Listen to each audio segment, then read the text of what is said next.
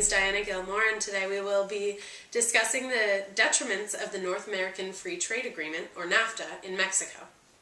In a few moments I will introduce Leticia, a young milk farmer who has been personally affected by NAFTA. But before we bring our guest out, I would like to speak a little bit about NAFTA and its policies regarding the dairy industry.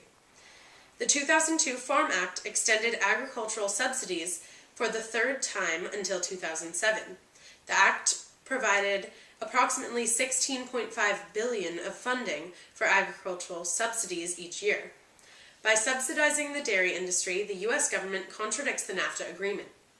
The impact of NAFTA and other international agreements in combination with the United States agricultural subsidies expel millions of Mexicans and other rural workers from their countries of origin into the United States every year. Leticia and her family were affected by this. I'm here with Leticia in the studio. Hi, Leticia. Hi. Thank you for having me on the show. So, tell us a bit about why you moved to the United States from Mexico. Well, in 2004, my family and I were forced to move to the United States due to the downfall of our small dairy farm. You see, my father and I used to lease a small piece of land where we had our farm, and Nestle Waters would come pick up our milk each week.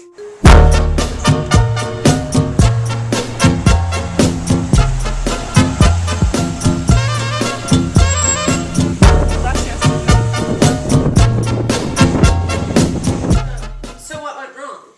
Well, the Nestle trucks used to come pick it up and take it to the factory every week, but with the NAFTA agreement, they lifted dairy tariffs for trade with Mexico, which motivated the United States to focus on exporting their own milk at lower prices.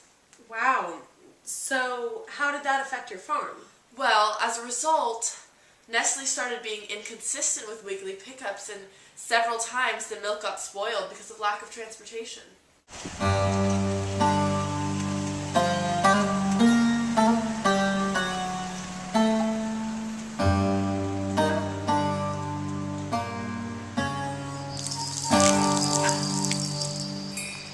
What happened next? Well, as I said before, my family and I could no longer afford our small dairy farm, so we were forced to move here to Los Angeles.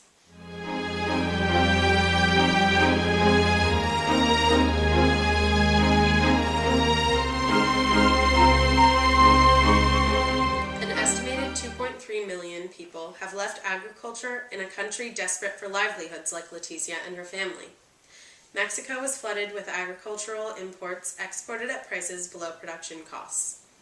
This resulted in Mexican producers' prices falling from 44% to 67% from the early 90s levels. This declined local production and increased import dependency. Mexican crop production also fell except for corn and meats, which at lower prices were rapidly adopted for consumption in the Mexican families' diets. More specifically, in the dairy industry, the Milk Income Loss Contract, or MILC, provides direct payments to producers on certain products when the actual price falls below the target level of the national base price. The U.S. also carried out another provision, the Dairy Export Incentive Program, or DEIP, which pays cash bonuses to dairy product exporters when U.S. prices are higher than international prices. This allows them to sell at lower prices abroad instead of forcing conditions of competitiveness in the U.S., the real concept behind the idea of free markets. The 1994 NAFTA agreement removed all dairy tariffs for trade with Mexico. However, Canada excluded dairy products from their portion of the NAFTA agreement, and as a result, Canada's dairy industry is flourishing. Thank you for tuning in. I'm Diana Gilmore, and this is